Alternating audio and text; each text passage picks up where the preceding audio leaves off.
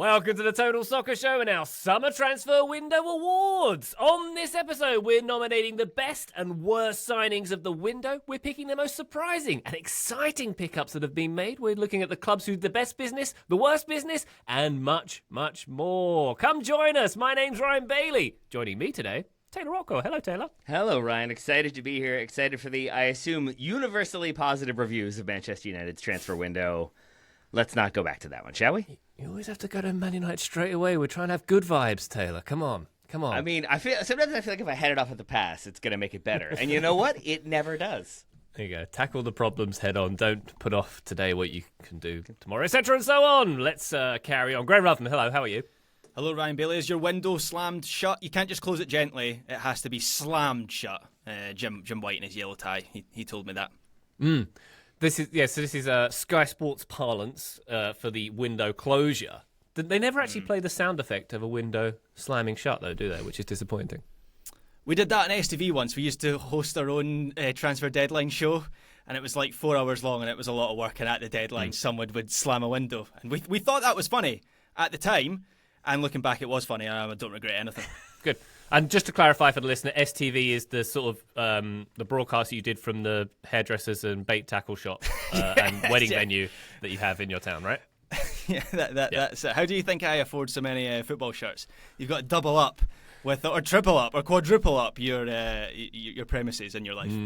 Multifaceted businessman Graham Ruthven joining us. Also here, Joe Lowry. Hello, Joe. Hey guys, you've got to quadruple up the facilities. What did you say, Graham?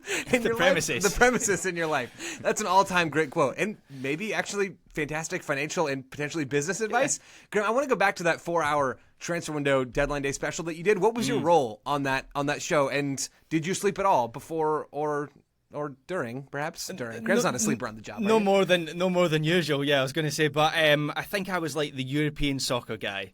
I think I might have been the La Liga guy, which I doubled up on TSS. So again, keeping to my motto there. There's my ethos, doubling up, quadrupling up. Did you have like a big row of cell phones in front of you, and then you were like, oh, no one ever calls me anyway. Why do I have so many cell phones? Yeah, I barely need one cell phone. So it's all for show. Very good.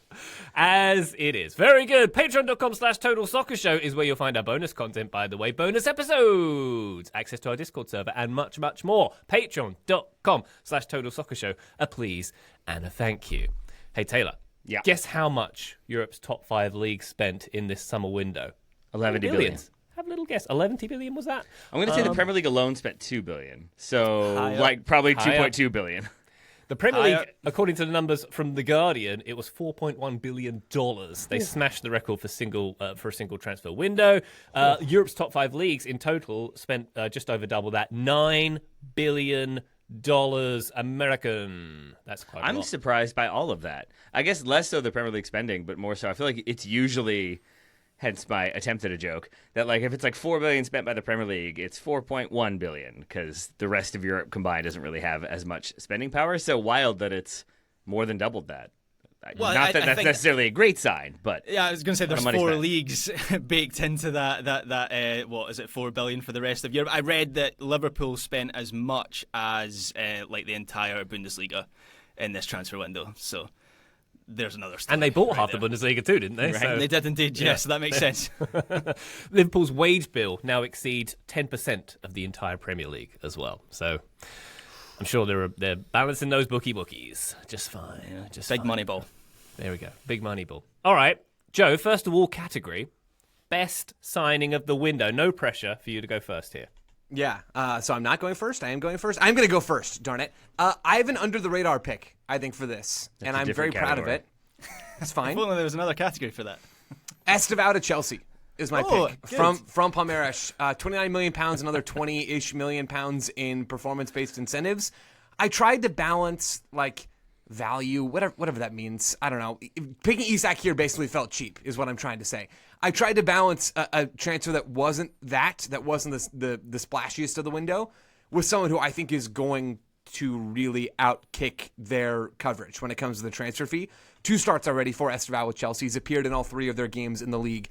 He looks really good on that right side. Just 18 years old. It's a lot of money for an 18-year-old, don't get me wrong. And it's a big role that he's being asked to play already at Chelsea. Some injuries in that attack, but he also is an incredibly talented player. And we're seeing that the way that he creates separation on that right side so easily from opposing defenders is almost mind-boggling. He has wowed me so far in a way that I thought he was going to be good.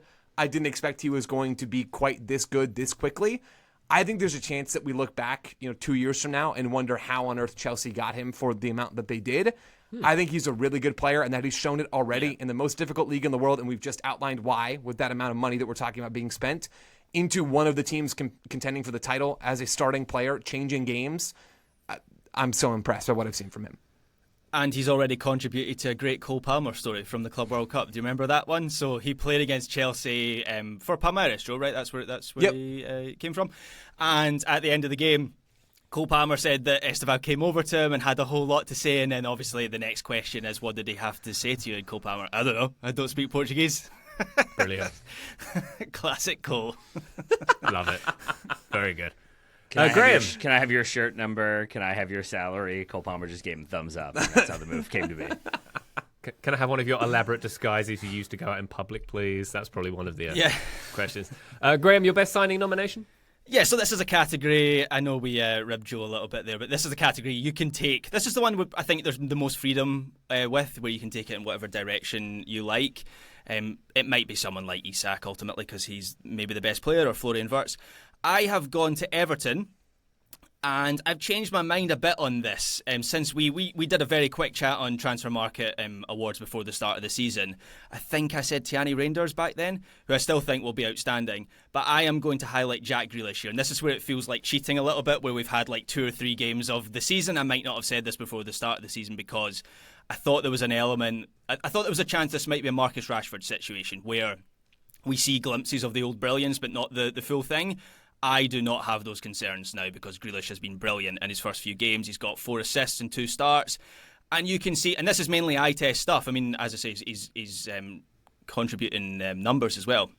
But just using the eye test, he looks like the old Jack Grealish again. He's playing with swagger and belief, and he's already got a good understanding with Dewsbury Hall and Iliman and Jai.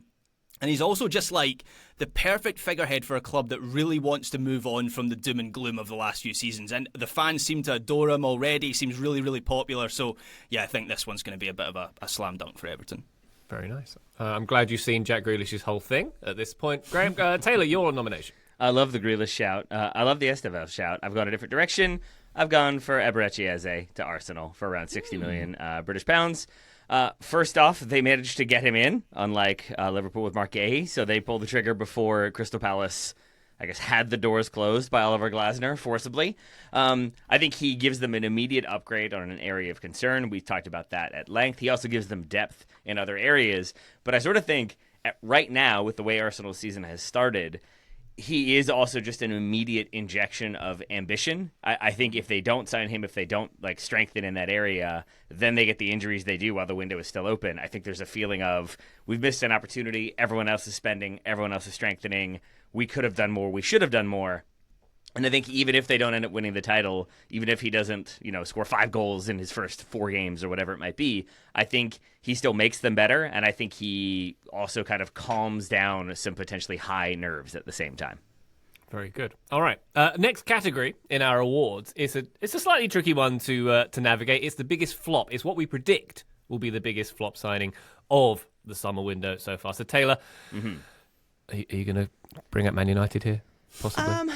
I don't know. I think Benjamin Šeško has pretty strong flop potential. I kind of think the same of Nicholas Jackson. I know we've disagreed on that one as a group. Quietly, maybe Jeremy Frimpong deserves a shout. I initially had him as best value signing for how much they spent, but now I'm not sure where he fits in. And maybe James Trafford with another goalkeeper being there. But I am going with a man whose name I should be able to pronounce given how much money he cost, but I'm still not sure. Is it Nick Voltemade? Voltemade, yeah. Voltemade. From Stuttgart to Newcastle for an insane amount of money, 85 million euros for a 23-year-old striker who scored 12 goals in 28 appearances last season, 2 in 30 the season before that. He was valued, transfer market valuation again, but 30 million euros thereabouts, so they more than doubled that and then some to bring him in. Maybe he ends up making Newcastle better right away. Maybe he ends up making Liverpool better right away next season when they sign him. But in the meantime, I don't know if he is the like nailed on definite replacement that's going to bring some name recognition and a bit more enthusiasm. He might end up good, but I feel like for the amount of money, he is not the proven finished quality. Yeah, totally, Taylor. I mean, the money that they've ended up paying for him is that's the consequence of the situation Newcastle ended up in, right, where they just needed to get someone in. I mean, Voltemada, he had a great U21 Euros during the summer. Bayern spent ages trying to get him over the summer, and it was the price. They just weren't willing to go to what Stuttgart wanted in the way that Newcastle ultimately did. I find him a really interesting player because just to look at him, you would think he's like a Peter Crouch-esque number 9. He's super, super tall. I think he's like 6'7", maybe even taller than that. He's huge. But from everything I've heard and everything I've seen, I did watch a bit of the U21 Euros in the summer. He's more of like accidentally. He's more of a kind of like number 10. I've seen people liken him to someone like Scott McTominay in the way that he plays. So there's a chance that him and Johan Vissa might end up in the lineup. So yeah, I don't feel great that he's going to be an absolute slam dunk. I don't love that the narrative around him is that he's the Isak replacement. I think that's setting him up to fail. But he's a super interesting player who I can't wait to see how he gets on. Graham, maybe this is controversial, but I might throw the flop grenade in Florian Wirtz's direction. How do you feel? I would bat that away, I think, pretty emphatically. He hasn't Careful, it's a grenade. That's right. Does the flop grenade actually go off, or do you just have to pretend like it went off and flop? It just goes. It goes. Whap, whap. Very disappointing. It's just sad trombone noise emits from it. All right, I'm into it. Yeah, I mean, Florian Wirtz hasn't been outstanding to start the season. Nonetheless, I think you can see that Liverpool are going to build around him. They're not going to give up on him, right? That he's going to start 30 games this season, barring injury. I am going to go with Jeremy Frimpong, which is when we did that little Patreon episode. That's who I said back then, and I'm going to stick with that because he's been signed to play a position that he didn't play at Leverkusen, where he was a wing back, and he was a very attacking wing back, even by the standards of a wing back. He's basically a forward in that team, and he's drastically different to Alexander-Arnold, who he's been brought in to replace. And I think he's a brilliant player in the right role. I just don't see that role in this Liverpool team, and he's going to have to adapt a lot. And it feels like he's out with injury at the moment, so that hasn't helped things for him. It's a possibility he's already been replaced in this lineup by Dominik Szoboszlai, which is not something I expected to say at the start of the season, but he has been excellent. We'll see how it goes when he faces like a team that can expose him defensively or test him defensively, Szoboszlai. But he is doing a very good Trent impression in a way that I don't think Jeremy Frimpong can. Yeah, it was a Saturday morning, and Graham tossed into our Slack Szoboszlai at right back, and I just like laughy emojied on that message because I assumed you were doing a bit, and then I looked at the lineup and Szoboszlai was at right back. Yeah, it's a formative moment for me. I think the Frimpong one's a good shout. He might pop up somewhere else. The Newcastle stuff for me also will probably pop up somewhere else. I think we're maybe experiencing some Manchester United fatigue on this episode, on the show already, given that we are, 3 weeks into the season. Things are going great. I'm going to just say Manchester United's attackers are the biggest predicted flop. Even though I am by far amongst us the biggest Šeško guy. Like, I think he is a really, really promising player.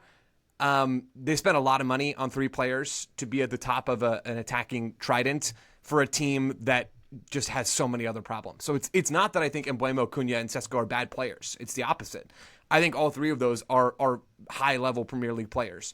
But I don't imagine them getting anything close to the return on that production this season or maybe even next season because there are still so many other holes in the squad that make it so difficult for those players to impact games. So I'm just going to go out and pick the safest option of them all, which feels like rolling with Manchester United's spend. They've entered a flop environment, if you will, Joe. Yeah, very, very much so. Like, it is difficult to succeed, and the same thing's going to be true for whoever the next manager is, for reasons that we've already talked about many times. And Joe, long may that continue. Sorry, Joe, is there a chance that it's like they'll be billed as the 3 biggest flops, but then Joe will spend time talking about like their lack of service and how their XG was right on form? That's is that kind of what we're almost looking at? exactly what I think is going to happen. Gotcha. Like, word for word, Taylor. Taylor, the Holy Trinity statue outside Old Trafford, there'll be a flop. A sad Trinity statue, yeah. It'll be like Three Amigos style. I'm looking forward to it. Gonna need some more sad trombone music to go in there. All right, we'll take a quick break. When we come back, we're looking at the best value signings, the most surprising signings, and much more. Join us then. Total Soccer Show, welcome back to our Summer Transfer Window Awards. We're all dolled up here. If you're watching us on YouTube, smash like and subscribe. You'll see we're all in our tuxedos and such. Yep. Best value signing, Taylor, is our next category.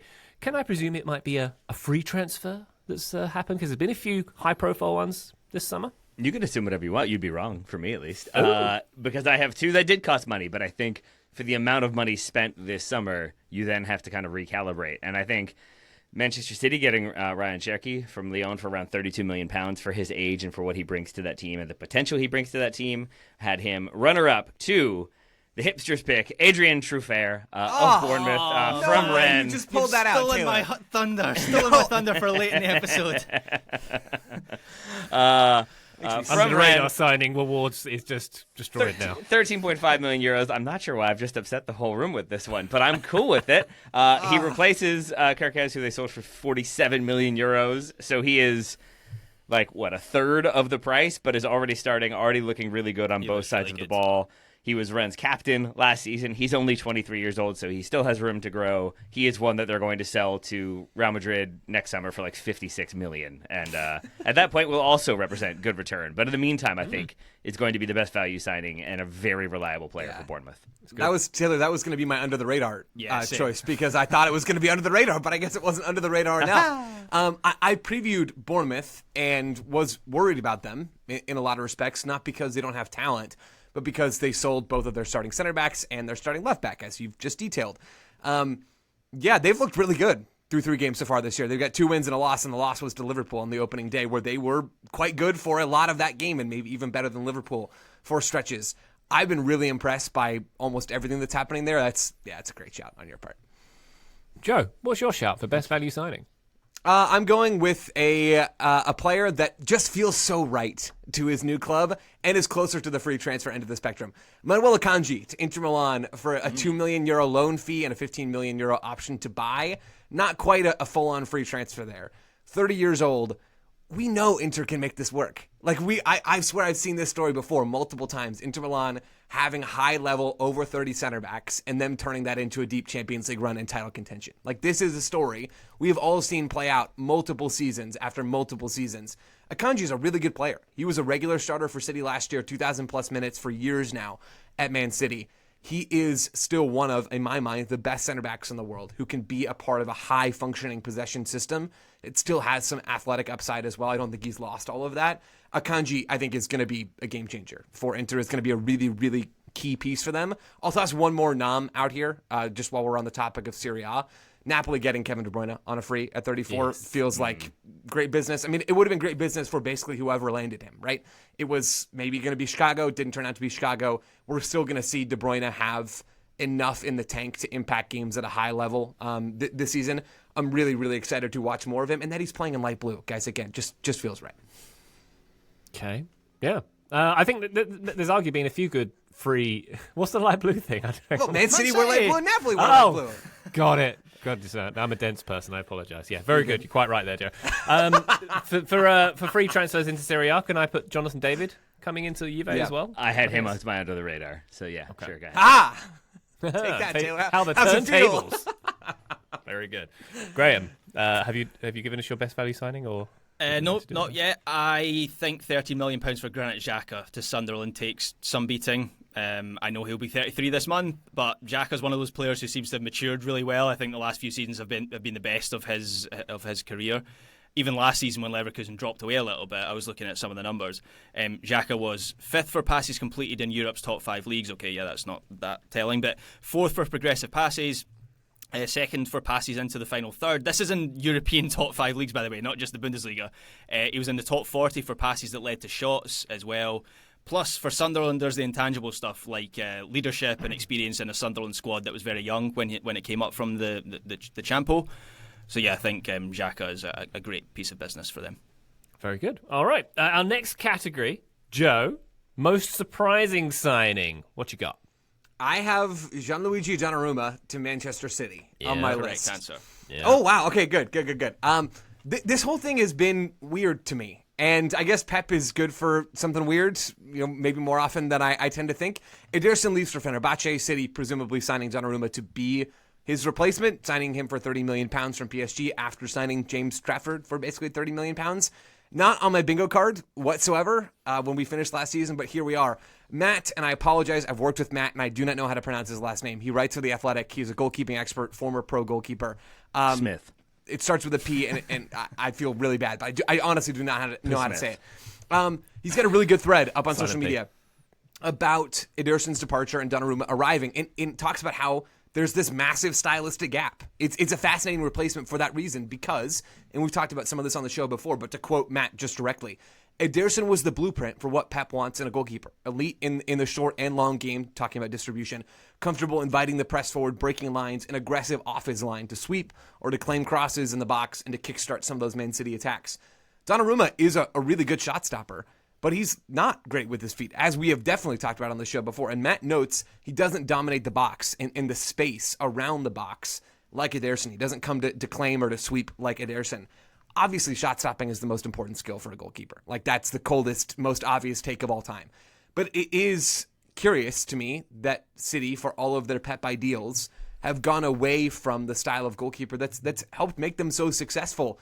You know, I understand the Donnarumma signing from a certain point. Again, shot stopping is important. Donnarumma was a really good shot stopper, was a key piece, a veteran voice for a team that won the Champions League last year. Like, it's not, in that way, it is not confusing at all. It's kind of a no-brainer.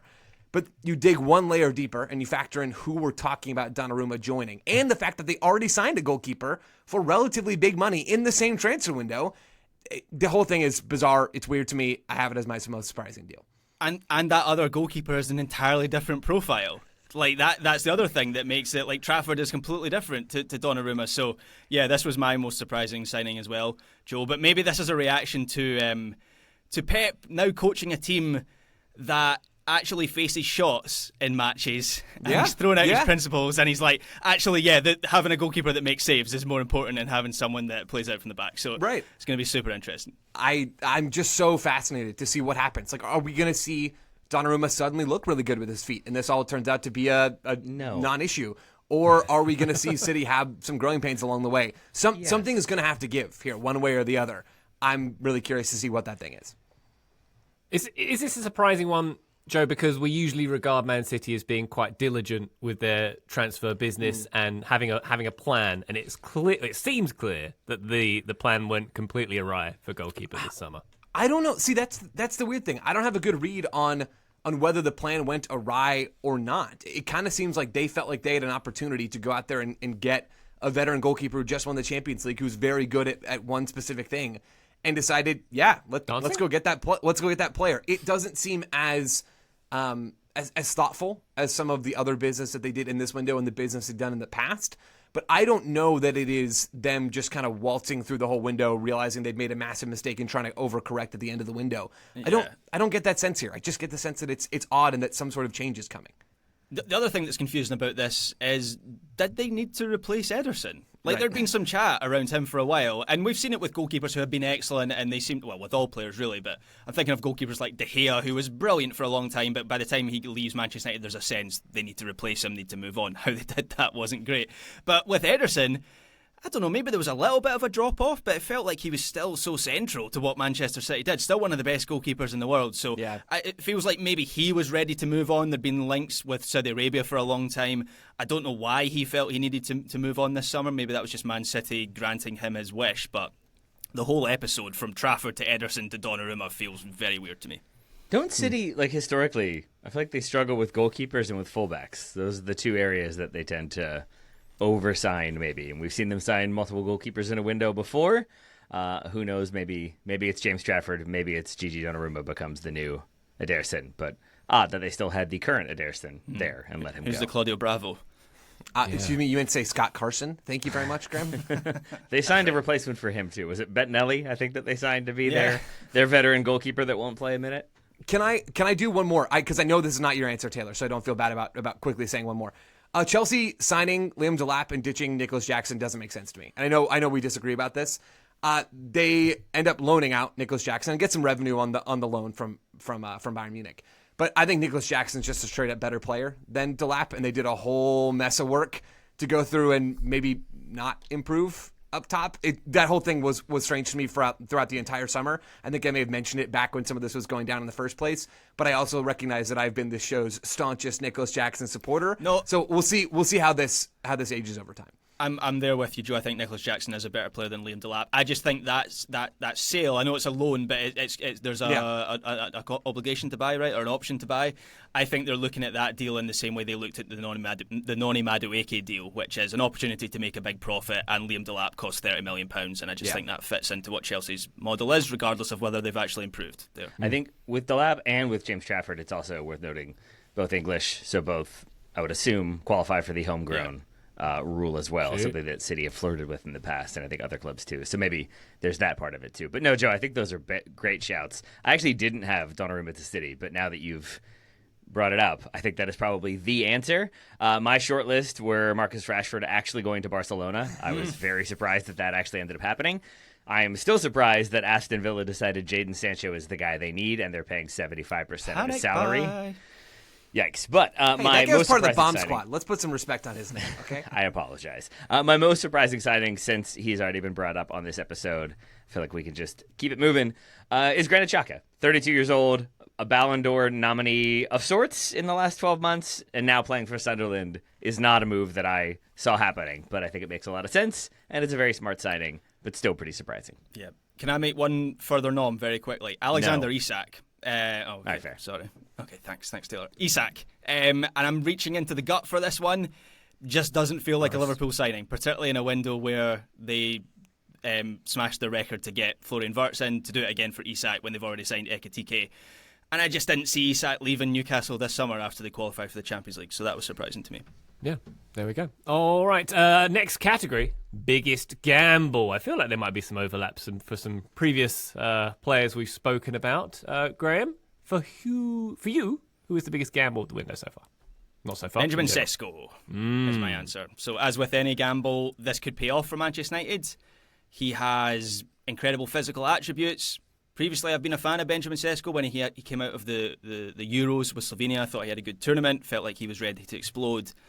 But he's just never put it together in terms of raw numbers. I think his best goal-scoring season in the Bundesliga was like 14 goals, which is not bad. Equally, it's not outstanding. It just feels like his shooting is quite erratic. His underlying numbers in terms of XG and shots per 90 aren't great either.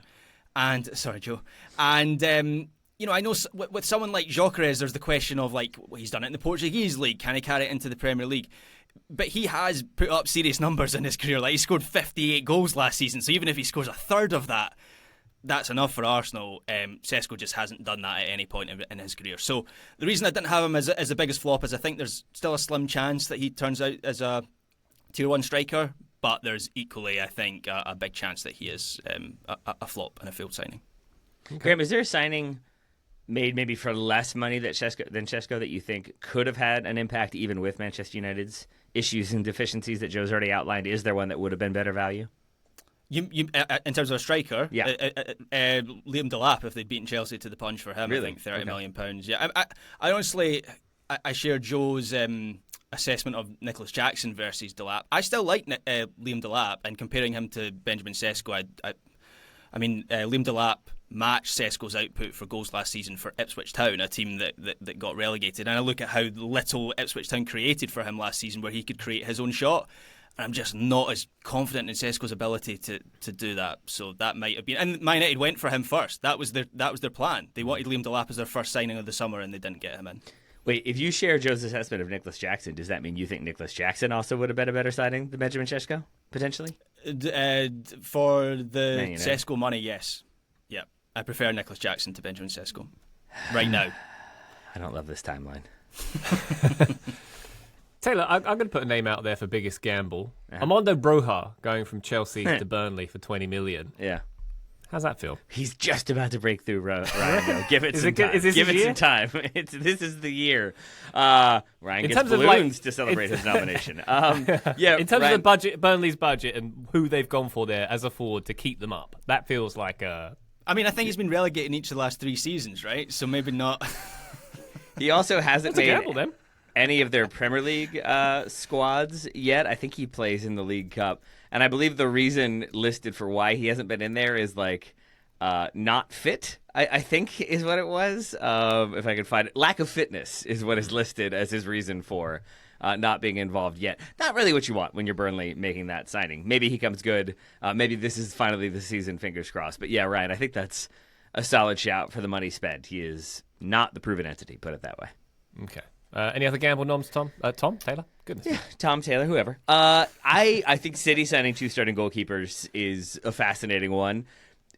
I think it's the biggest gamble because I think like a gamble can work out and you can make a lot of money. And I think Bournemouth's whole window, I'm going to say, is kind of a gamble. They made over £200 million in sales. They spent around 120 in replacements, but only I think 3 definite starters, I would say, of the replacements that they brought in. And only 2 replacements kind of like for the 4 that were sold this summer, basically. So they lose, I want to say, 4 of their starting back 5 when you factor in Kepa leaving. And so to really not have like a ton of consistency and bring in Petkovic from Chelsea, who knows, but then also to not bring in like a ton of Premier League experience, it feels like a roll of the dice. It feels like a gamble given the players they lost, but it's worked out for them in the past. And when you sign Dean Huijsen for 19 million euros and sell him a year later for 62, it sort of makes me think that maybe they know what they're doing, and maybe some of these signings will very soon be flipped for an even greater profit. Wonderful. Joe, your biggest gamble? Yeah, my biggest gamble is Newcastle's business, and we've already talked about Voltemata enough. Taylor went through and did that already. He just doesn't have a lot of experience, and his profile is really fun. It's like to me, it's a riskier Šeško. Like, I think he is even, there's even less to be able to project from Voltemata than there is for Šeško. So to me, I think it's clearly Voltemata. Similar-ish fees, same league, limited production, but even more limited and even less experience. But it's not just Voltemata for me at Newcastle. It's Johan Vissa as well for £50 million. It's a lot of dough, and I'm just going to rip from somebody else. I'm ripping from everybody today. Ryan O'Hanlon, who's one of my favorites out there. Quote, last season, Wissa hit a new level, 0.71 non-penalty goals plus assists per 90 minutes. He'd averaged just slightly over 0.5 in the 3 previous seasons. If Wissa were 23 or 24, you can make a pretty good case that he'd made the leap, right? That this was his new expected level of play. But Wissa turns 29 this week. The way more likely explanation for Johan Wissa is that he had the best season of his life last season, and Brentford are making Newcastle pay through the teeth to get someone who is probably not going to have another best season of his life as he's nearing age 30, which is certainly a drop-off for players in his position.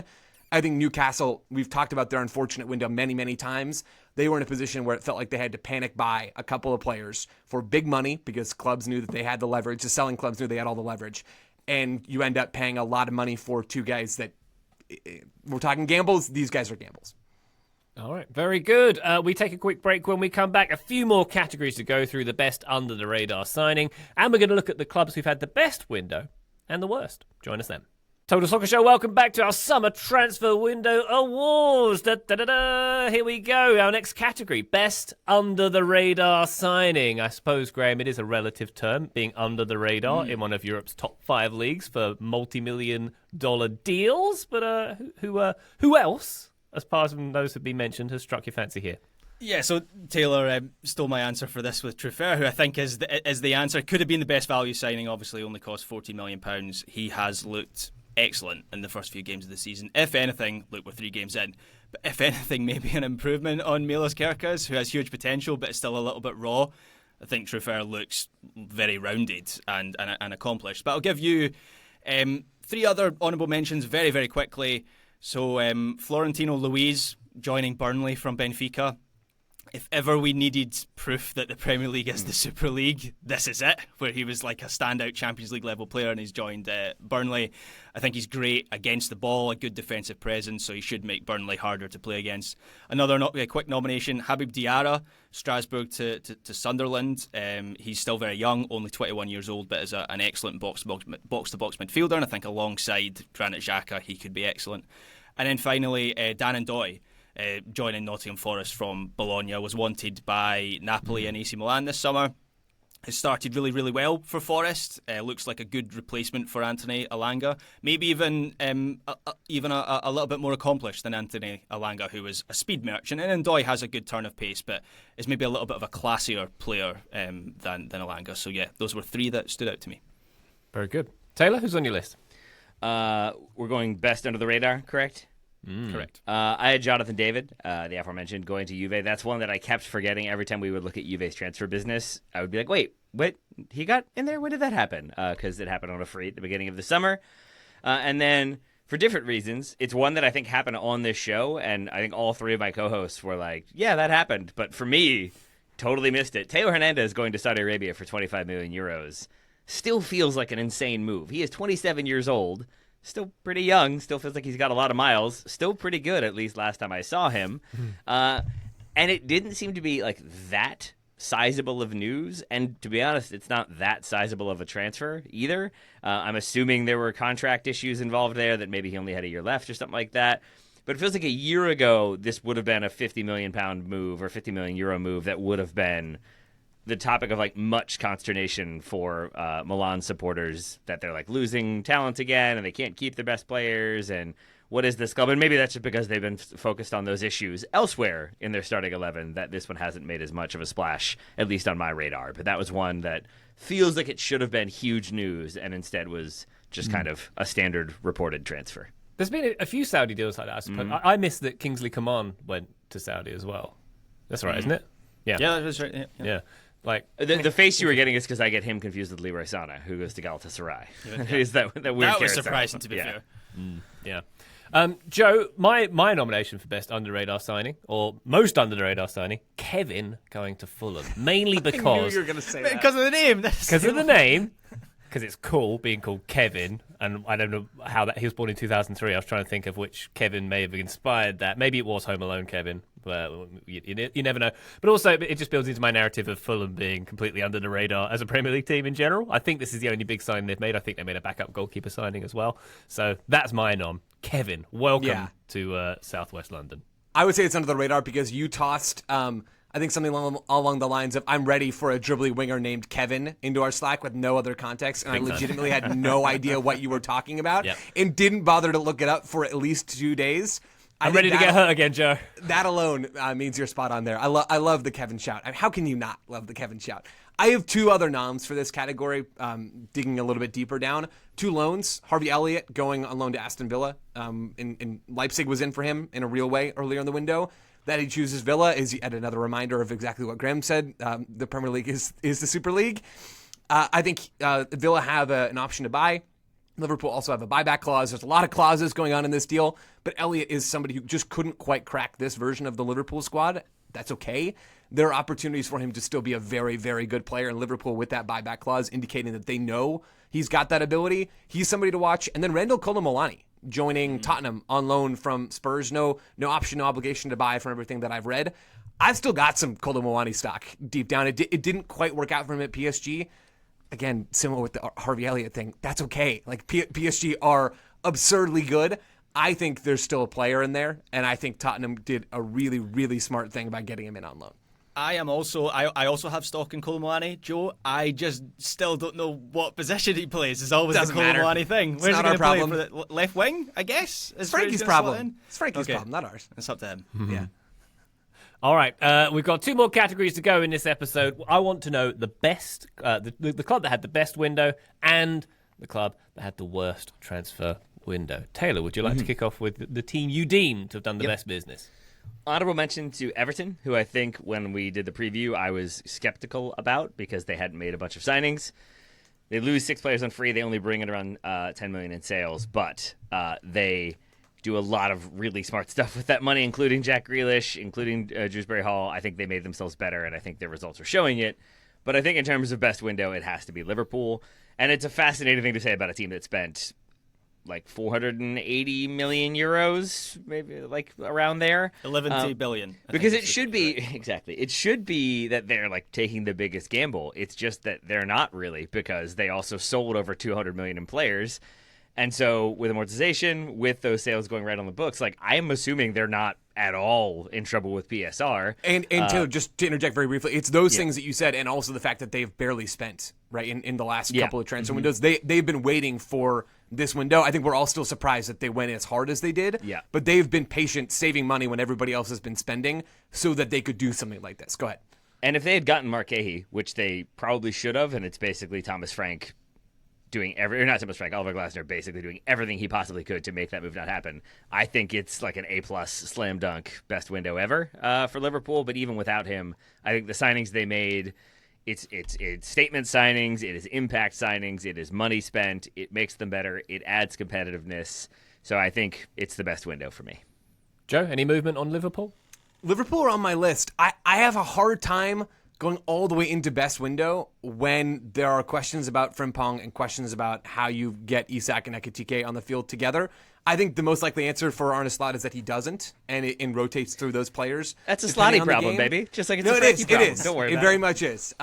It's just a much more expensive one and a much more high-stakes one for a team trying to win a title now. I still think Liverpool had a great window. Like Isak, Ekitike, and Wirtz all look like they might be legit superstars. I know there's been some people cool on Florian Wirtz. I'm not even close to being ready to be in that category yet. I think they added 3 generational players in this window, and that probably means they should be the answer. But because we've talked about them so much, and because I do have those couple of questions, I'm going to say Real Madrid. Because we haven't mentioned them, I think, at all on today's show.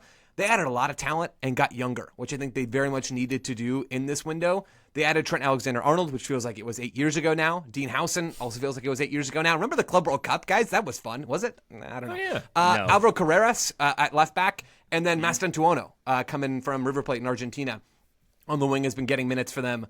Mixed with Arda Güler kind of having this opportunity under Xabi Alonso. There's a lot of youth in this team now. And again, I think they needed that with Luka Modric going the other way. They needed that little bit of a refresh. And they added a bunch of good players. Like all those players I mentioned, I don't know exactly how Alonso fits them all together into this team. I still don't know exactly what this team's best approach is or best lineup is. I'm just going to keep that theme up and say that's a Xabi problem. I think there is a way for him to get all of these players into this team in a way that makes sense. And they just got a lot of talent assembled in this summer window. I really like a lot of the work that they did. Dean Huijsen looks like the absolute real deal. I was very close to having him as my best signing. He was just maybe a little bit high in the transfer fee. I think like 60 million euros, which by the way, I'm leaning towards that still being a bargain because I think they've got a top level centre back for the next 10 years. But he just looks so accomplished for this Real Madrid team already. So yeah, I agree, Joe. I think they had a good window. And Graham, who had the best window? Maybe this is overthinking it. Maybe the answer is Liverpool. I do have some concerns over the fullbacks that they've added to their squad, but my answer is Arsenal. The Eze deal moved the needle for me, where I think they have achieved, or in theory, we're recording this after they tried to play for a draw at Anfield against Liverpool on Sunday. In theory, they have given themselves more ways and new ways to score goals, right? Which was one of their main objective for this window. I think they ticked all the boxes. They got their dribbly difference maker in Eze. They got their physical number 9 in Gyökeres. They got cover for Saka and Madueke. They got a big upgrade on Thomas Partey and Zubimendi. They got a depth option in midfield as well in Christian Norgard. They got defensive depth in Mosquera and Nkapie, who comes in on deadline day. So I don't think they left anything on the table, Arsenal. I don't think they're going into this season thinking, man, if we'd only just got this player in this position. I think they've got real cover across the pitch now. Quality cover. All right. Graham, take us home with the final award category. Who had the worst window? Which club? Aston Villa, I think, had the worst window because they were very much in the same bucket as Newcastle towards the end of the window. And I agree on the Voltemade and Vissa deals. They are gambles, but they are players who could come good. They're Jacob Ramsey as well is another, falls into that category. Aston Villa, just like, it's a real scramble at the end there with Victor Lindelof and Jadon Sancho coming in. Felt like they were scrabbling around the bargain bin. Harvey Elliott, I think, will do well there. But I just don't think that's enough to move the needle for them in any meaningful way. And a lot of their rivals spent a lot more and got a lot better. So I think it was a bad window for them.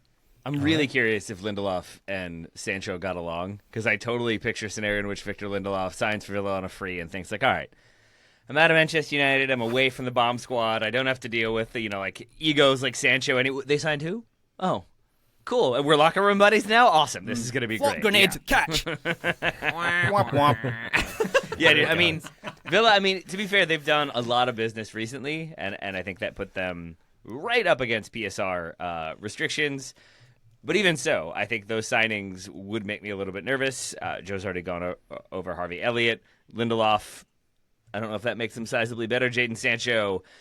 I enjoyed that, like, the narrative on Rashford, depending on how much people need it to have been a success, is like Villa helped him rediscover his form. And I'm not sure that's what happened with him at Aston Villa. I'm not sure that's going to happen with Jadon Sancho this time. Meanwhile, they sell Jacob Ramsey. They loan out Leon Bailey. They let a lot of veterans go out on loan or walk. And it just doesn't feel like a stronger Aston Villa team, a team that has like upgraded and improved. So maybe they will be comfortably like upper mid-table. Maybe they're back in the European places at the end of the season, but I don't think this window was a success by any stretch. I think it's just occurred to me that we could not nominate the claret and blue teams, Villa, West Ham, and Burnley. All together. Like West Ham, I mean, they've made a few signings. Callum Wilson coming in on a free, and El Hadji Diouf, not that one, coming in and having some impact. Mateus Fernandes as well on deadline day, who is a good player, but they vastly overpaid for him. I think like £40 million. He was quite good last season. Yeah, I don't know if it's enough for West Ham's issues, and Burnley, as we've covered already. So maybe it's a kit colour grouping there. Yeah. Joe, West Transfer Window Club? Newcastle. That whole Isak thing really kind of turned out bad, huh? They lost their best player and did it so late that they had to panic buy two guys that we've already talked about a bunch. Yeah, Newcastle, my answer, relative to expectations and for the sheer number of times that it seems like they were humbled in this transfer window by basically everybody. The ego hit mixed with the fact that they're going to really struggle to survive's a bit strong. Survive in the Champions League and to do that while thriving in the Premier League, I think that's fully off the table at this point. Counterpoint, when Liverpool lost their best player in the window when it was Fernando Torres, I think that same day they got in Andy Carroll and Luis Suarez. Worked out okay when they did the 2-for-1. Well, Andy Carroll has a statue now outside Anfield. Yeah, he's a legend, a Liverpool legend. He's still playing somewhere, That's isn't he? just Andy Carroll standing outside. That's not even a statue. I have to be It's very, actual very Andy still. Yeah. He's painted all silver, and you can tip him if you want to. Is he playing for like a French club where he pays them to play or something? So he was playing for Bordeaux last season, but he's now signed for, I can't remember. He's playing for a lower league English team that has like crypto money or something. Wrexham? Which is on brand. It's not Wrexham, but could be. Very good. All right. I think that's our awards done. Taylor, your worst window is also Villa, right? Yes. Mm-hmm. Yeah, good. Very good. All right. Transfer window, summer window, checked off. Where do we go from here? There was a time, Taylor, when we said that financial figures in transfers would never recover after COVID. Look where we are now. It seems like we're doing all right. Seems like we're doing okay with the amount spent. It is a crazy situation. How much is spent? How 50 million now feels like kind of a bargain, kind of cheap for certain players, and 100 million is like 70 million of a few years ago. Yeah, I think teams are spending okay. Money is still there. Indeed it is. Great. All right, that's our episode. Taylor, once again, thank you very much for your analysis, expertise, and nominations. My pleasure, thank you. And Dagenham and Redbridge, Graham, is where Andy Carroll now plays. Is that another claret and blue team? Feels like they might be. Not sure. Up the Dags. Up the Dags. And the Reds. That's where they make Ford motor cars, Joe, in the UK, just so you know. Joe Lowery, thank you very much indeed. Vroom, vroom. Thanks, Ryan. Graham Ruthven, pleasure as always, sir. Thank you. Thank you, Ryan Bailey. And listener, thank you the mostest for joining us on this episode. We'll be back on the feed very shortly with some listener questions coming into your inbox feed on Friday. But for now, bye!